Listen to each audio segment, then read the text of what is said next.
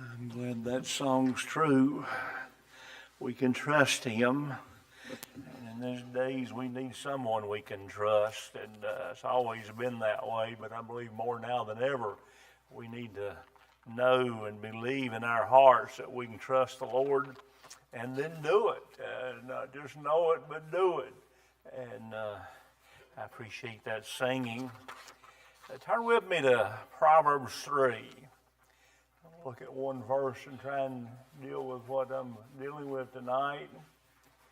I'm so certain about this subject matter, and it's certainly different than average, but I'm sort of different than average, I guess. But talking about what we're calling, what's called nowadays gaslighting, talking about trying to manipulate someone to do what we desire or to convince them that their thinking is wrong or to be in control or whatever. And I want to take just a little step tonight. But my heart's on this verse, verse 27. Listen to what it says. Withhold not good from them to whom it is due, when it is in thy power of thy hand to do it. I'll read it again. Withhold not good from them to whom it is due, when it is in thy power of thine hand to do it. Now, if I took that verse like it's meant, that means that I am to dedicate, surrender, yield, sacrifice myself and what I have at my disposal to help someone else. That is a biblical fact. But that can be abused. That can be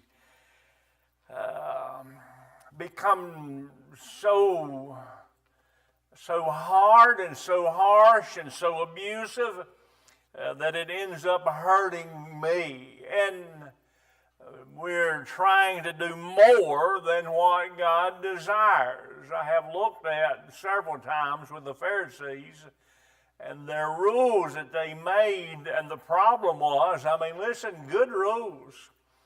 Their rules were don't do bad, don't do what's wrong, and that sounds good.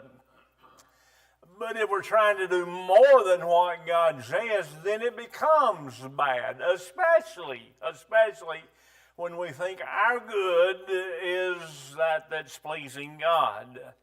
I have looked at, there is a definition involved with this gaslighting or this issue that I'm talking about. And also there's a damage involved. There's a danger involved. There's a difficulty involved. I want to deal with this thought. There's a dependency involved. There's a dependency involved. I have used, for the most part, two people.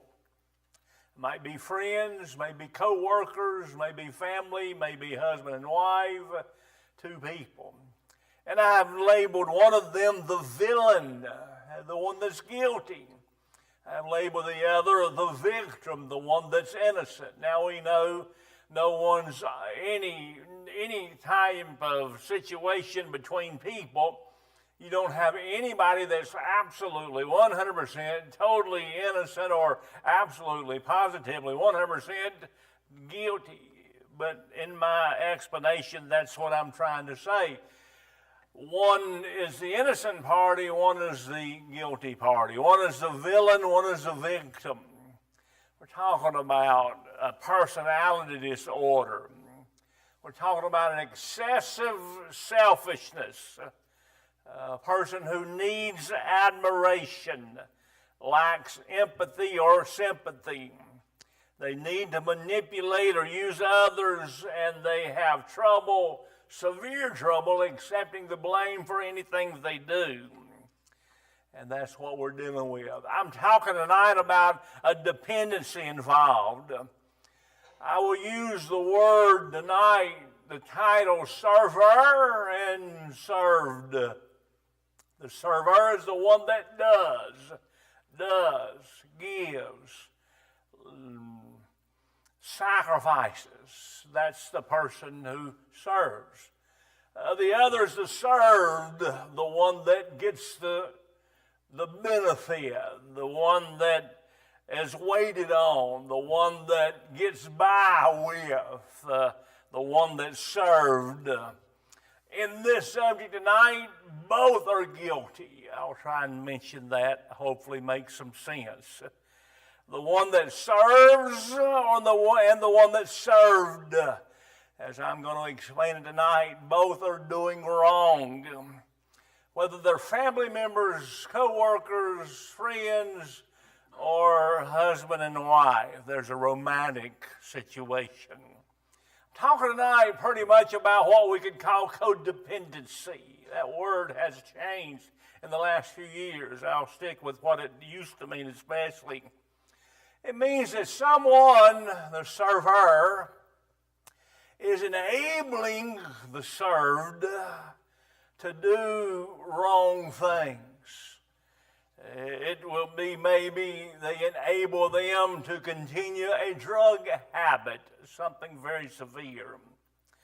It may be that they continue to allow them to live in a state of immaturity and act childish.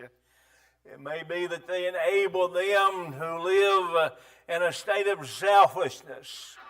All those things, and I could mention many more, are sinful behavior. So it is taught about the server enabling the served to do wrong. The way they treat that person enables them to do something that displeases God and is harmful. There's an imbalance in the relationship. One sacrifices. Did you notice the emphasis? One gets served. Did you notice the emphasis? Both are doing wrong because those who are sacrificing have extended, have gone beyond what God expects in trying to, what they think, help somebody else.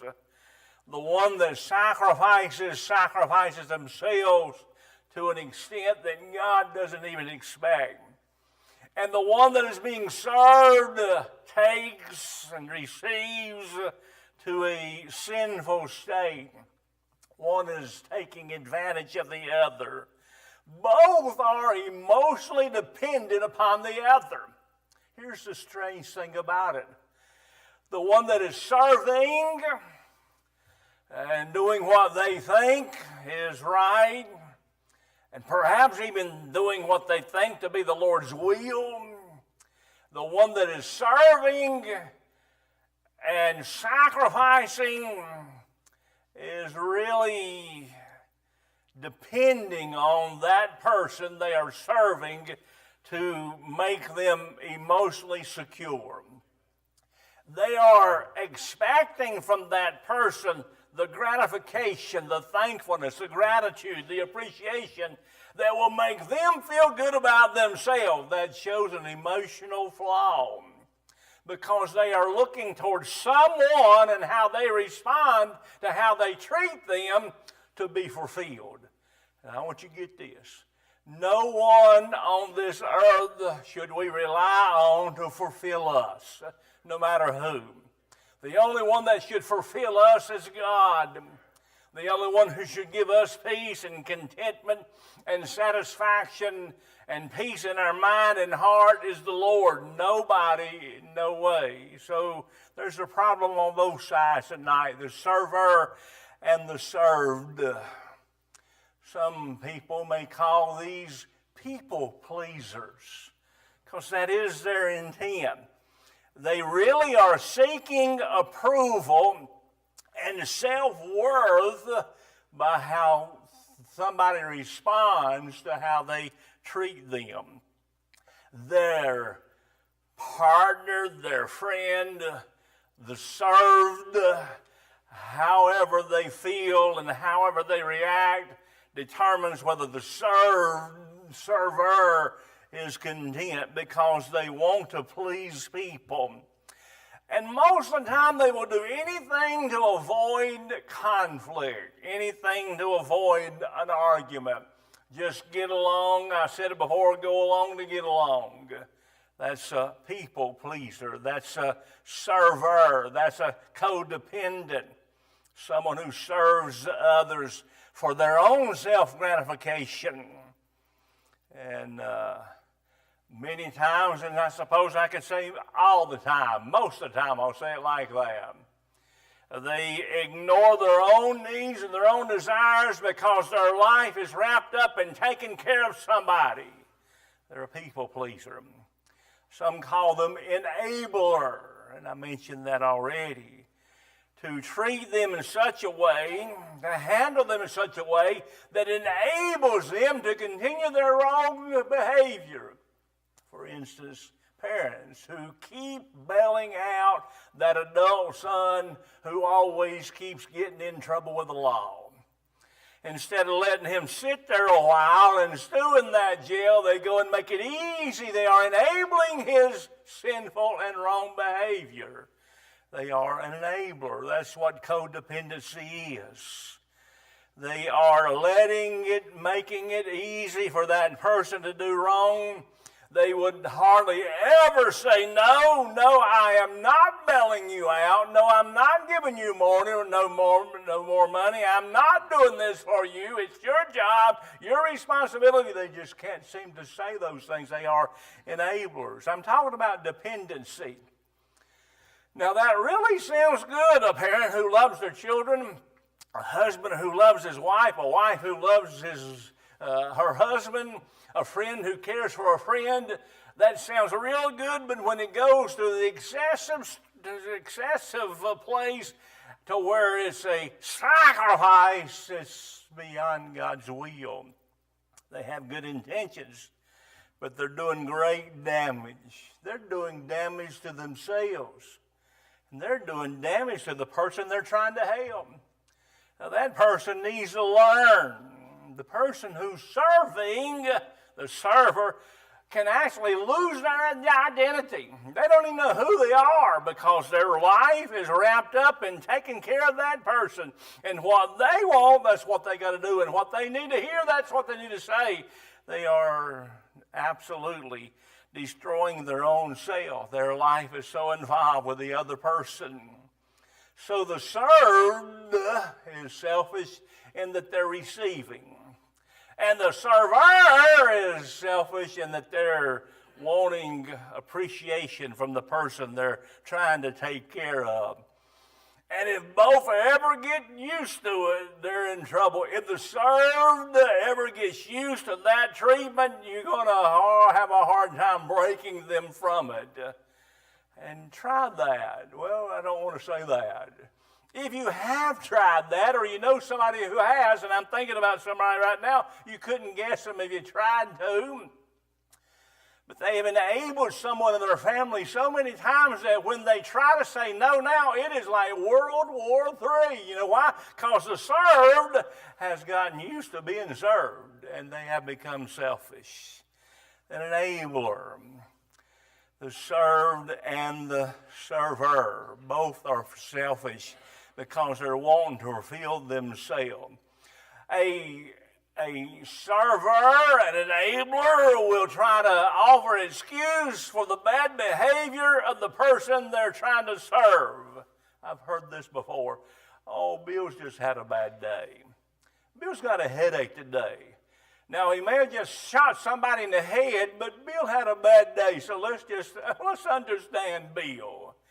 And that is damaging Bill. Some call this not just a people pleaser or enabler. Some call them a controller. I'm talking about codependency. How one feels like they must take care of someone else to a detriment, to an excessive place where God never intended. To where it hurts both the server and the served. A controller. This kind of person feels like they just got to fix people. And in the process, they become controlling. They try to manage. I think about a mother who says to her son, you really ought to find a girlfriend. Or he finds a girlfriend, she says, I'm not sure about this girl. I'm telling you, you deserve better. And they try to control and manipulate. One is an overbearing, perhaps in this case, my illustration I just gave, an overbearing parent who tries to force and manipulate and make what they think is best for that person to happen. They are a controller. And in the process, neither is happy. And then there's this word, martyr. I'm talking about codependency. One serves to such an extent that it goes beyond what God says. Now remember the verse what I read? It said, in essence, take care of those when you can. But that's not saying what I'm saying tonight. A martyr, constantly trying to take care of someone else to their own harm. I know of people who absolutely have exhausted themselves to where their health was broken because they took care of somebody who could take care of themselves if they would have just let them. And would do things for them that was absolutely ridiculous.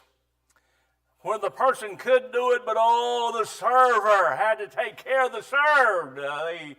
And they thought it was a godly act. They thought they were doing right. They were a martyr that God never intended. As I've said, we're supposed to serve. The verse said, where withhold not good from them who is due, when it is in thy power, thine hand to do it. But it never does indicate that we're to be slaves, especially to our hurt and harm. It never says we're to so take care of somebody and so serve them that it's easy for them to be lazy, easy for them to get selfish, easy for them to do wrong. That goes too far. And so I get to my points this evening. Number one, talking about codependency. One, taking care of another to an excess. Number one, it isn't smart. There's another word for that. There's dumb. It isn't smart to go overboard in taking care of someone or controlling someone or being in charge of someone is not smart.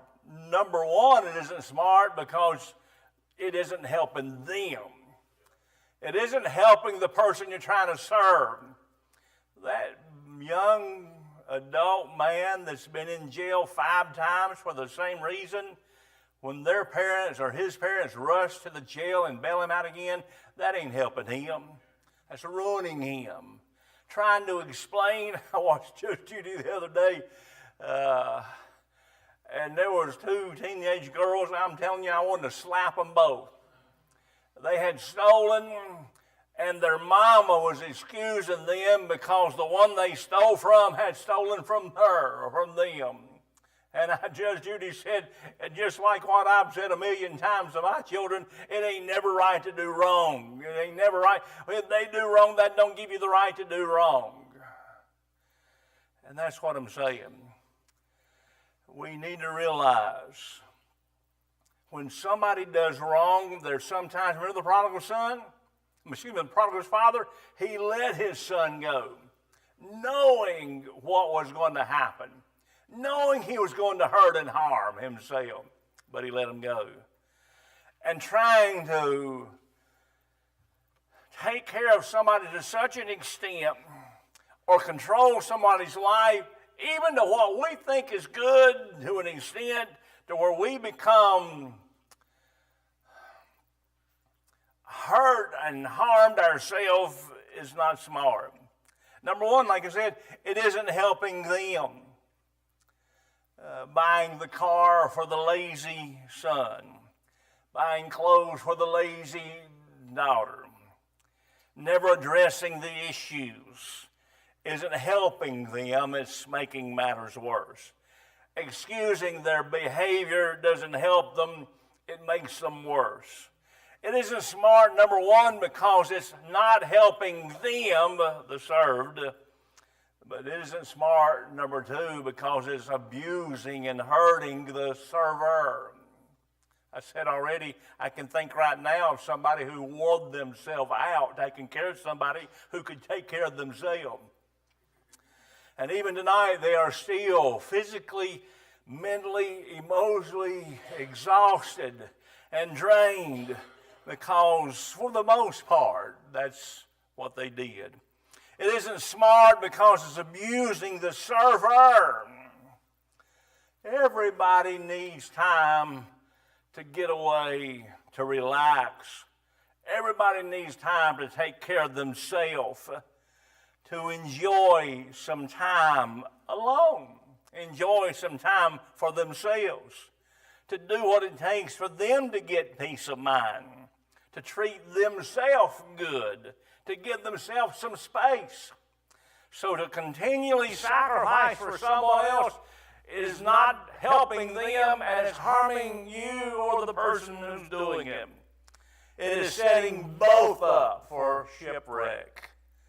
Because eventually the served is not going to appreciate it. And almost think you owe it to them because they've gotten used to it.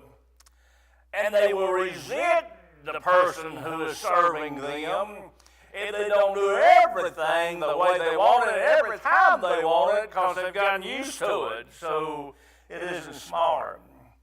It even causes resentment. So the person who's serving hurts themselves and the person who's served gets more selfish. It isn't smart. It isn't smart. I want to mention number 2. It isn't serving. At first glance, somebody who takes care of someone else is there for them when they need them, tries to understand them, tries to be kind to them, tries to go a little overboard to help them. That sounds like love, but it isn't. It isn't serving. It's selfishness. Because again, in what I'm talking about, this person tries to take care of that person to where when that person really appreciates it, it'll make them feel good about themselves. That is selfishness. That's what I'm talking about tonight. Both parties are hurt in the process.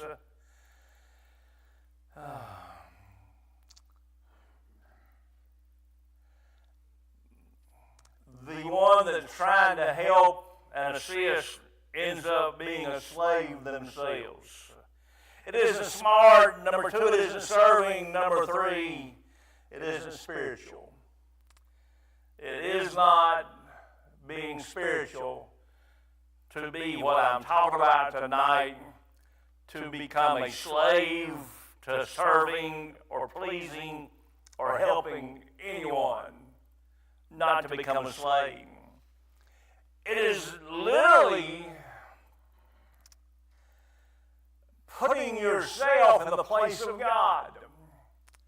Because that person who is getting served, they may have some issues and they may have some problems and they may have needs that need some assistance, and that's fine.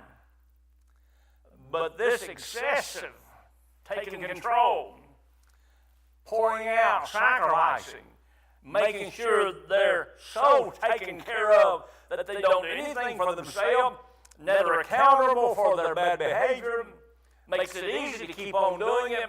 That is not spiritual, because they are now depending on the server, where they should be depending on who? God. It is not spiritual.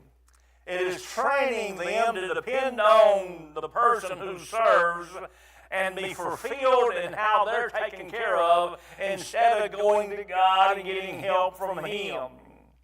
That's not only not wise, it's sinful to do that to a person, to cause that to happen. It's a sin to neglect and to abuse somebody else. I want to say that again because I'm getting ready to say something else. It is a sin to neglect completely or to abuse someone else. Is that true? That's true. And it is sin for us to completely neglect or to abuse someone else, guess what? It's also sin for us to completely neglect or abuse ourselves. When a person is so concerned about others, no matter who it is, that they sacrifice themselves excessively beyond what God expects, that person is hurting themselves, and God isn't pleased with that.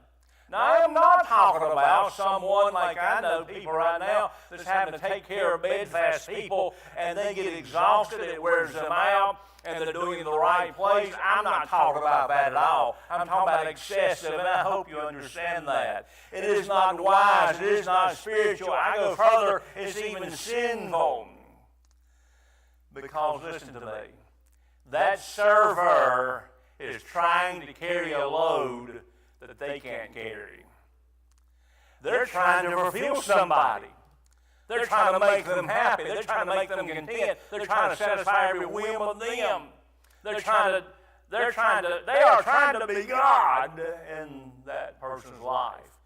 And that's not pleasing to the Lord. They're trying to carry a load that they cannot carry. Listen, trying to carry a load that God never intended, and that doesn't end well. Trying to carry a load they're not capable of carrying. So it's putting more on them than they can handle, and more on them than God expects. And the problem is, in all that serving and all that doing and all that sacrificing, the person who's getting the benefit, the served, is probably not getting any better, probably getting worse. So it's not spiritual. Here's what the Bible says, one of the many verses I can read, but I'll read this one, Galatians 6:5. For every man shall bear his own burden. Now, I can read verses that say we are to bear one another's burdens. The verse I opened up with was in essence saying we are to bear others' burdens, but to a limit.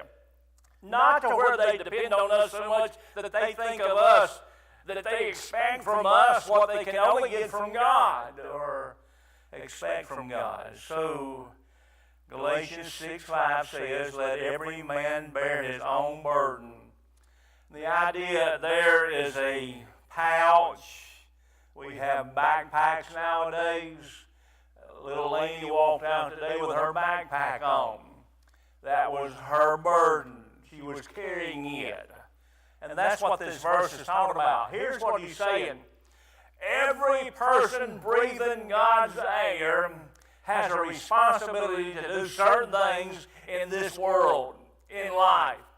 And they are responsible to do it. They cannot ask anybody else to do it. They should not expect anybody else to do it. They shouldn't let somebody else do it, because if they do, that's wrong, because it's their burden. That's what he's saying. Every person, including that served person. God expects every one of us to get to the point where we say, that is my responsibility. I am doing that. It would be wrong for me not to do that. Right behavior is my responsibility, and there's no excuse for me not doing right. And that's what God's trying to teach us. It isn't spiritual to sacrifice ourselves to the detriment of our own selves when other people can do what we're doing for them. And the problem is, why it isn't spiritual, that served person, as long as that they're being served, will never learn to trust God. Never learn that it's up to God. Never get to the point where they realize their helplessness and their need of God, and maybe even dealing with salvation. So it's very serious. We need to let them learn. We need to let them hurt. We need to let them go without, just like the prodigal did the son.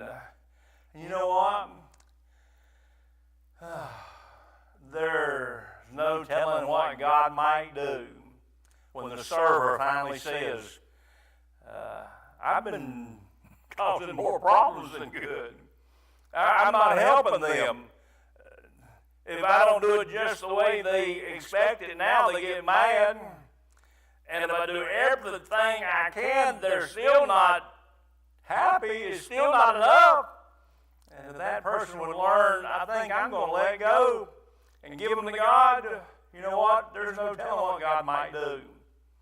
But as long as they keep on, as long as they keep trying, that person has no reason to go to God. It isn't spiritual. The best thing to do, and I'm just barely opening up the door, we'll mention this more in later days, is back off and let God take care of it. Give God the time and the chance to work. And you know what He might do? He may just work on the served, and He may just work on the server, because both need to hear from God. Both need to make changes. And that means both now are trusting God. You know what that's called? Obedience. Trust and obey. By the way, I'll close with this. Both all are accountable to God. But we must all appear before the judgment seat of Christ. That's, of course, talking about believers. So that person who's being served, that's getting by with a whole lot they shouldn't get by right now, when they stand before the Lord, they won't get by. And that person who's serving and doing things they should not do, doing more than what they are required, more than what God expects, which means they're displeasing God, they'll stand before God and give an account to that. So, hope it makes some sense. I want to say this, I want to say it again, I'll say it again before I get through. I may be speaking to nobody that this literally applies to, but I am speaking to people, and I'm hearing me, that these type of attributes that I've talked about tonight are at least partially a part of our lives. And that's really what I think the Lord wants us to see. You may not be abundantly selfish, but there's some selfishness in you. And the Lord's concerned about that. And He wants to fix us. Let's pray. Father, Lord, please let